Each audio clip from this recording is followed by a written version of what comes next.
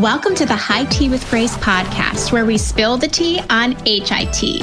I'm thrilled to introduce you to my friend and one of the smartest people in the industry, Kim Perry, Chief Growth Officer at Mtelligent. Kim, thanks for coming on to the show. Absolutely. Nice to see you, Grace. Excited to have the conversation.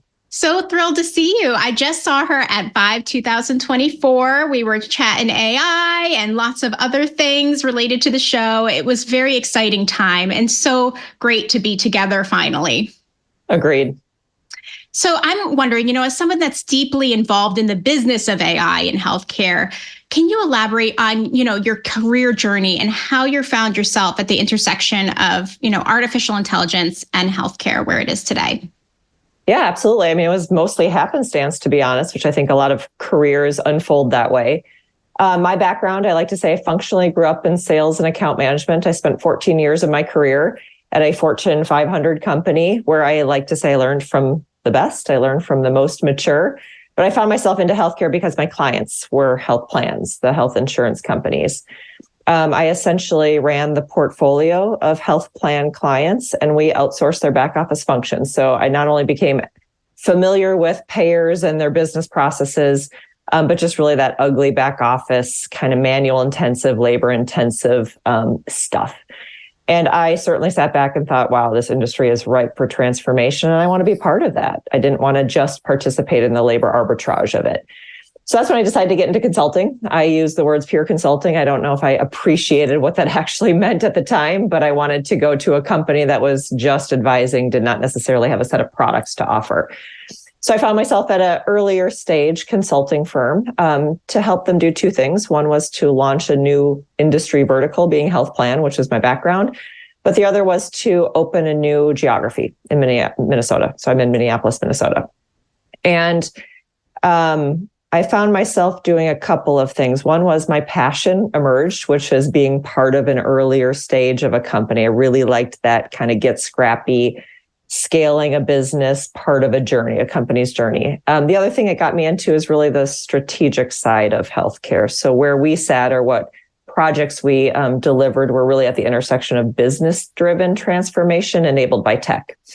So I definitely continued my path in health plan, moved into the health system side, the care delivery side, and really advised executives on their transformation.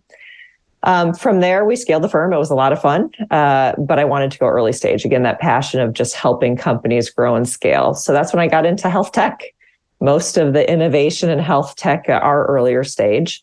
So I wanted to participate that way. And I was lucky enough, and I feel privileged to have met the team. So it was the team that brought me into clinical AI or this product category. Not necessarily, I thoughtfully thought that was the path I wanted to go on, but I met the team. The team is just incredible. And I wanted to work with the people and then help them in their journey of scaling what is now a mature product. So that's how I found myself in the space. So interesting, Fortune 500 to startup. What is that transition like? I'm sure like a lot of people are wondering, getting into that Fortune 500, you think, oh, maybe I'll just stay out here. This is pretty easy and casual, but what is that transition like? And what keeps you excited about being in a startup? Yeah, that's a really good question. I'm also just going to go back to a lot of my own reflection on how I grew up and how I learned to work. And a lot of it came from my observation of my parents. My dad worked in his career 30 years at the same company, provided a good life. So I felt like not with words, but just with experience, I was taught that that's what you do. Go work for a big company and do it for your whole career.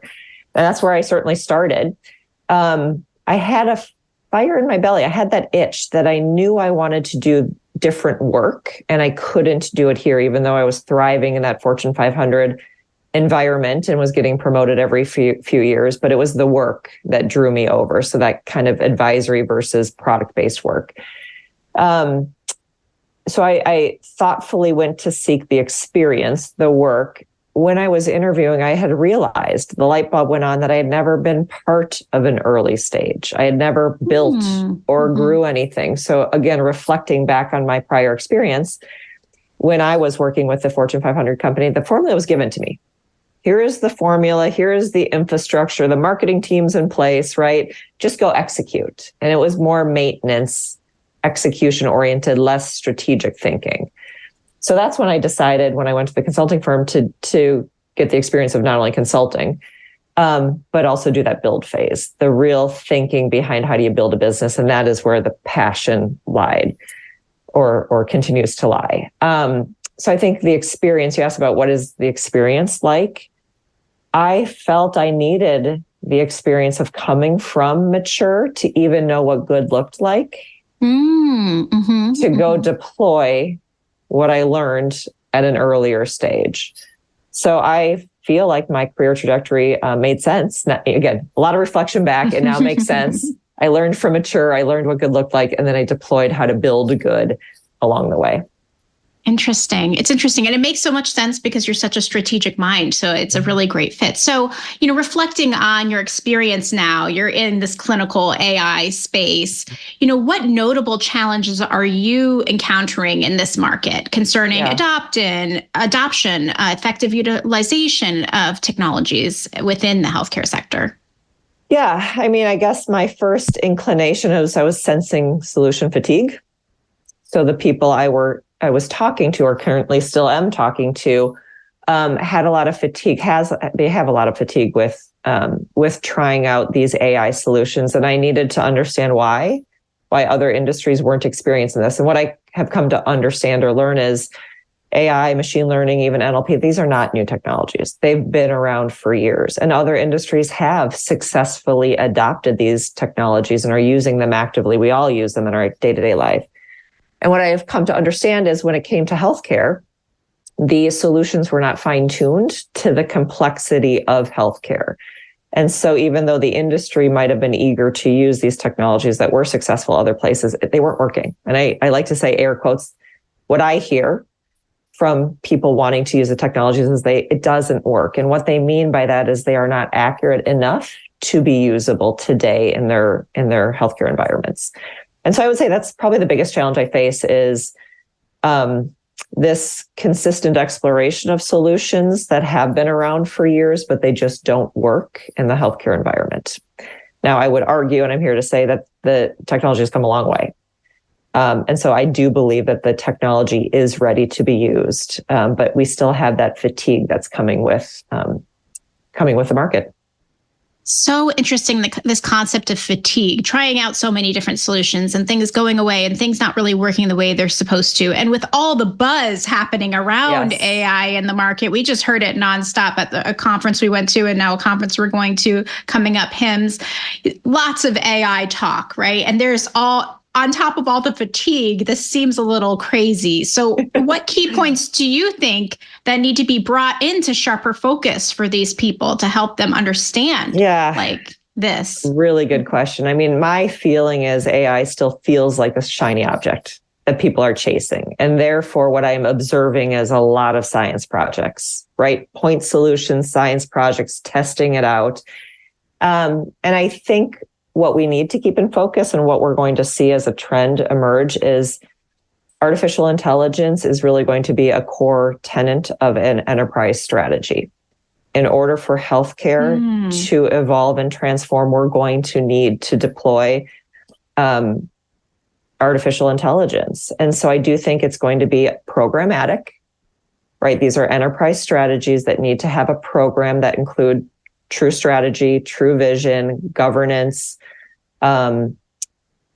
ROI calculations, prioritization, right? That structure and rigor around enterprise strategy deployment is going to have to wrap itself around AI. I don't think we can maintain this shiny object point solution kind of fever that's in the market today. That's a really interesting thought. How do you perceive these developments, this kind of enterprise structure concept, enhancing usability across healthcare, from providers, payers, and life sciences?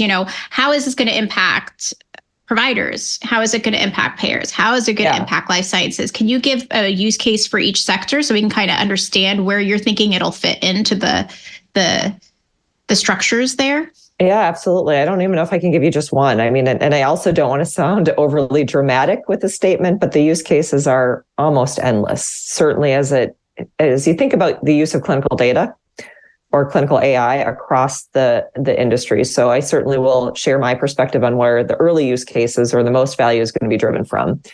So from a health plan or a payer perspective, I believe it usually starts with healthcare economics and risk adjustment because the ROI and the value is so high.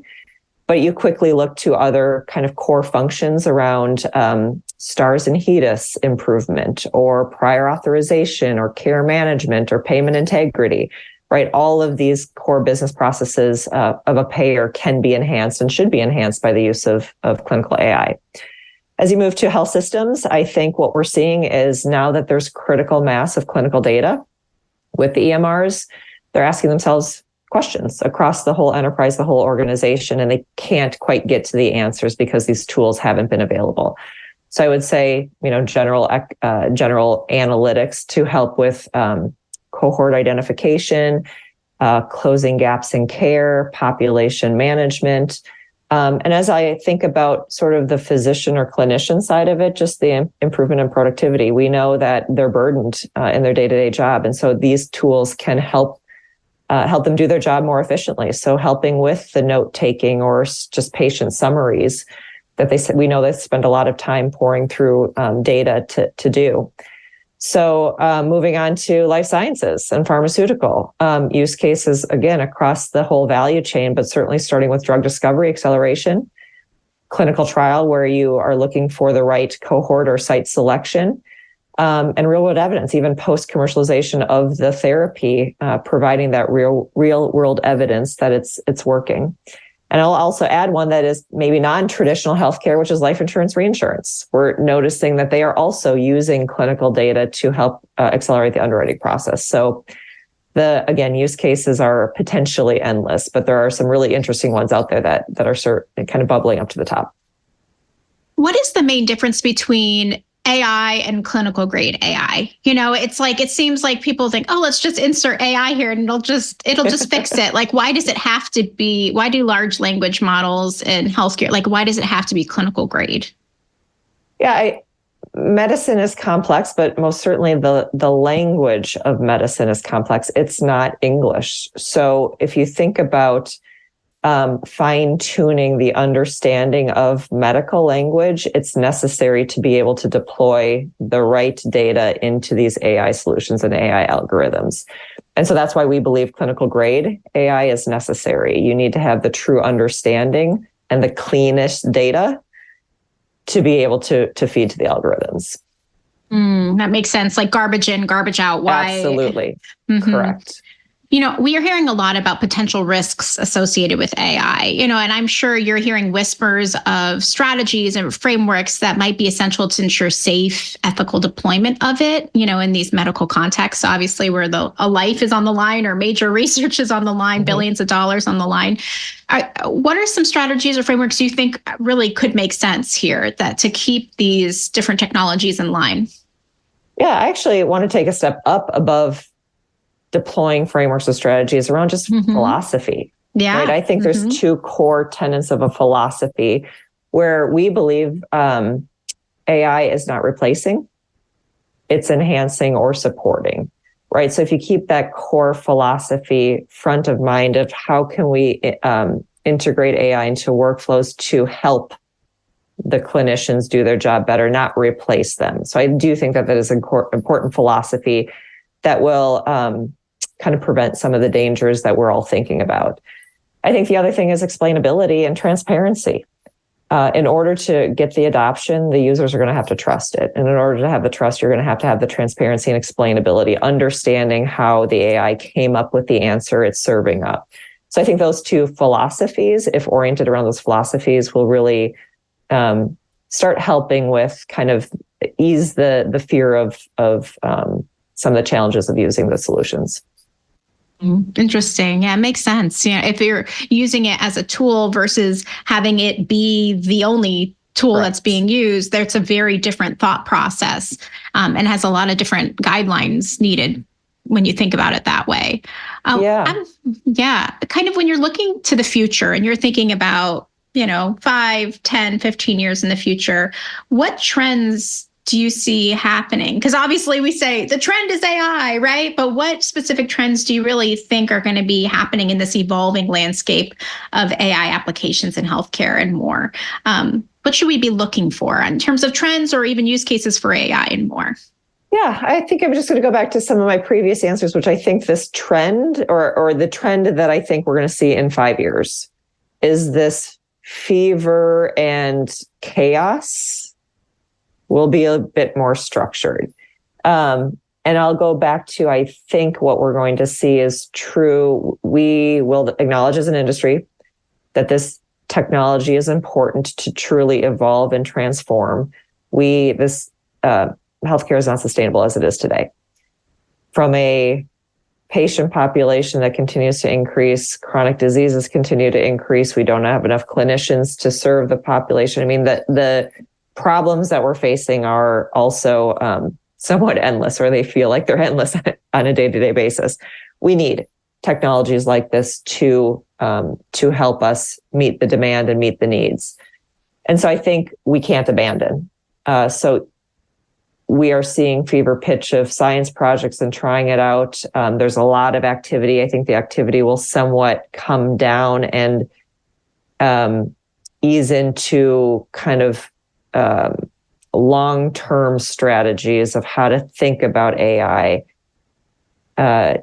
test and evaluate different solutions and the different use cases and bring them into the organization in a thoughtful pattern. So I'm just going to kind of double down on that's the trend. It's taking the chaos and making it organized. So this is a sustainable kind of movement and solution to bring to this industry to solve some of the big problems that we have ahead of us.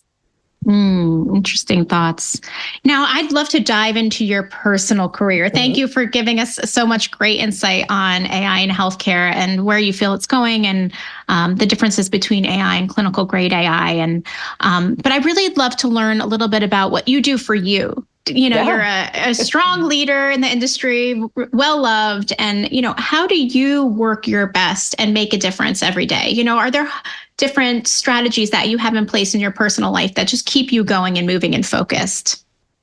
That's a really good question. So first of all, I think it's probably best to understand the type of person I am, which is I am passionate and I get energy from being around others. I am not the introvert. I'm your traditional extrovert.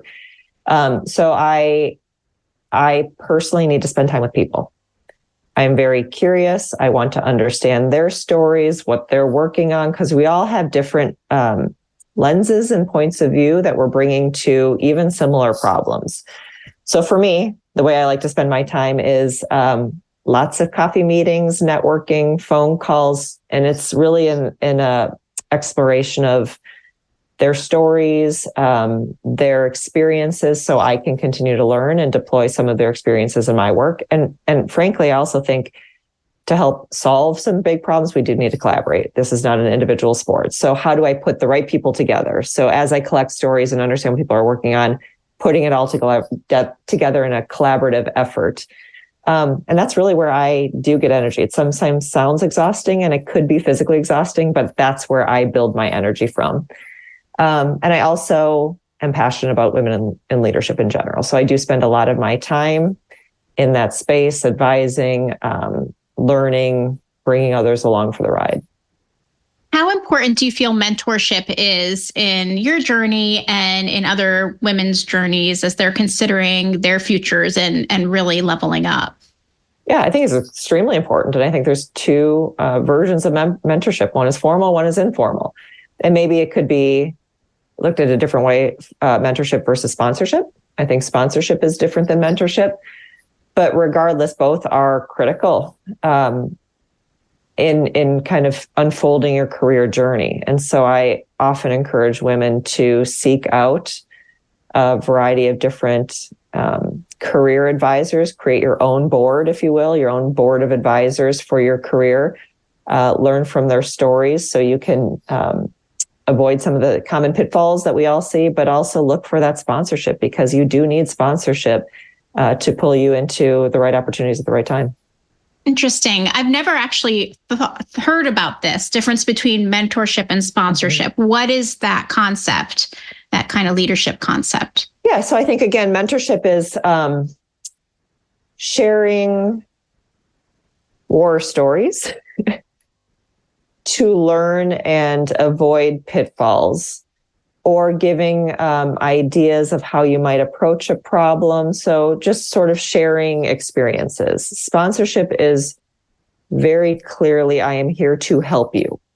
I am going to put your name in the hat when I see. So it is a more thoughtful, connected relationship that is very much going to enhance your journey. So it's so right. There's people that will give you advice, and they're wonderful people, but they are not actively like working for you as your champion. Correct. And well so said. Yeah, that makes a ton of sense, to make sure that you not only have mentors in your life that are giving you advice, encouraging you, lifting you up, but also sponsors that are saying, I'm going to push you forward. I'm going to get you that next job, or find you your next opportunity. I mean, there really is a big difference between those two, and both are very critical for successful women. Absolutely.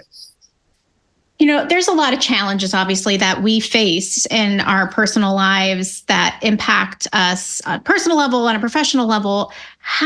What are strategies you use to overcome those challenges? What are things that you do when you're hit to come back up, to return to joy, to have that resilience that I know you have? I think this, frankly, for me at least, has come from just maturity and age. Reflecting back on my earlier self, whether it even be before my career, but certainly early in my career, I was a perfectionist. I didn't want the challenges. I didn't want the barriers. I felt, what's the right word? I felt irritated and frustrated that they were even there. I wanted my ride to be perfect. Mm-hmm. And what I now know is those challenges and barriers that you are forced to work through make you better, make you stronger, make you well positioned for the next one. So I would say what I have now come to appreciate and do myself is when a challenge is presented to you, because it happens, not only in life, but also in your professional career, to take the emotion out of it, right? As best as you can, the frustration, the sadness, whatever it is that you're feeling, try to put that aside and think about the challenge as a problem that just needs to be broken down and solved for. So, yeah, I think it's probably as simple as that. Is you know they're coming. Life is not perfect. So when you're presented the problem, treat it as a kind of a business case, treat it as a case study, right? How, what's the problem? How do I take the emotion out of it, break it down, and start making progress towards it? I also think you need to realize in the thick of it, there isn't the other side. You're going to come out. There is light at the end of the tunnel. So sometimes it's just forcing your way through, putting on your big boy or girl pants and getting up in the morning and, one step ahead of the other. But you feel better when you come out the other side, because you've learned from it and you're going to be better next time. I love that. So inspiring. Let's put on our big girl panties and get stuff done, and then deal with the emotions afterwards. Exactly. Right. That's what the best leaders do. You've been at, big Fortune 500 companies, startups. You've seen a lot of different leaders in your time, and now you're a leader. What qualities make the best kind of leader? What leaders were you happy to follow? And what were their qualities that you now take into your leadership style? Yeah, so many. I'm going to start with saying, I think clear vision. So those leaders that are able to set clear vision, give a North Star, surround themselves with good talent, and also acknowledge that they are talented and get out of their way. So set vision, hire the right people, and then get out of their way. That is what I try to do as a leader myself. Those are the types of leaders that I like to follow and work for. But maybe in some of the other kind of softer traits, authenticity is important to me. I don't want to hear, I don't like the my life was perfect, my rise was perfect, problems didn't exist, because they want that, shiny exterior that everyone looks at. That's not real. I want the authentic leader that tells me how messy it is, and it's not going to be perfect. I often get women who ask me, they're earlier in their careers, ask me how I do it all in terms of working full time, having a demanding career, having a family, 3 young kids. Like, how do I do it all? And I say, first of all, it's not well. It's very, very messy. And I think it's important to share that, right? It's important to not put people on islands that it is perfect. There is challenge. There are challenges. There always will be challenges. And I want those authentic leaders that really are vulnerable and willing to share those. Powerful stuff, Kim. As we're thinking about women looking to get into the health IT space and potentially come into a role similar to the one that you're in now, what advice would you give them? What things should they be doing, or what things should they be learning and know as they're kind of diving into this kind of role? That's a good question that I get often, probably not phrased that way, but I am certainly noticing a trend over the last maybe 2 to 3 years, mostly in women, but maybe that's just because my network is highly curated of powerful women. But what I will say is I'm noticing a trend of traditional healthcare careerists looking to pivot and make a change into health IT or health tech or kind of these earlier stage innovation companies, and they're lost on how to make that transition or how to pivot. So the first thing I always say is go gather stories. Go talk to as many people as possible who have either done it before or who are at the companies, and learn about the work and what the operating model and what the business really is, and ask questions about how your experience, your background in traditional healthcare, whether it be care delivery as a clinician, whether it be running operations for a health plan. I mean, the kind of more traditional roles as we view them are very important and very valuable to these earlier stage health tech companies, because these companies need those that have been living the world for 20 and 30 years, right? Mm-hmm. To help develop the right product, to help credential you as a company, right? So I guess the advice would be collect stories and talk to people inside of these companies to help you translate your experience into what is needed, because it's certainly there, but it isn't under traditional titles that you're used to looking for. If you are a nurse, you don't know what the title is to look for, right? True. So whether it's client success, whether it's product management, right? There's all these new titles in these other companies that the traditional healthcare roles are unfamiliar with. And so they can't draw the line from here to there. And I think the best way to help them draw the line and tell their own personal story of how you fit into these companies is to go meet with as many as possible and learn about where skills need to fit in and what those titles might look like and what the roles might look like. I love that, Kim. That's fantastic. So to finish off this conversation, right, it's been awesome to have you here. Where can our listeners find you online and connect with you? Oh, well, I'm on LinkedIn, Kim Perry, and Emtelligent, EMTELLIGENT. Emtelligent.com is also a great place to find some of my thought leadership and our blogs out there. So yeah, thank you for asking.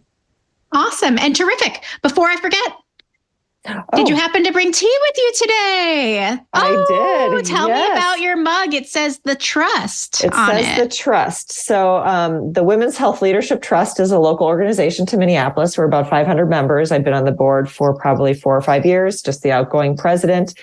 Our mission is to inspire and support women throughout their healthcare career journeys. And so I thought this mug was appropriate for the conversation. And it was interesting. So we do a lot of in-person networking events. That's why people know us. We curate in-person networking events. But during COVID, we all had to go online. And so we created these mugs for our coffee houses. So we would grab coffee with each other, in this case, tea, to be able to help support each other throughout their careers. So going back to that mentorship and sponsorship, it's certainly core to what I believe in. I love that. And so do you do online coffee hours and then in-person events as well and connect people with mentors and sponsors? Anything else that you guys do as a community? Yeah. So we are now hybrid officially. We still know that our members love to get together in person. So we really have three pillars. So we have the networking events, which are both in person as well as online. We do offer a formal professional development program where we match 40 mentors with 40 mentees, and we facilitate a year-long program for them. And then finally, education is our last pillar. We like to educate our membership on various healthcare topics, whether it be policy or health tech innovation in the industry, whatever the topic might be, we provide education opportunities. Well, you are the perfect person to do that. So I love it. I love it. Well, Kim, thank you for joining us today. We loved learning from you and getting to know you more. Thanks, Grace. Nice to see you. And thanks to you folks for joining us too. Check out the High Tea with Grace podcast website for more great guests like Kim today. Cheers. Like a Girl Media is more than a media network. It's a community. We want to meet you and amplify your voice and the voices of outstanding women innovating in healthcare. Interested in starting your own podcast or hosting an event near you? Connect with us online or in person. We're here to support and empower you.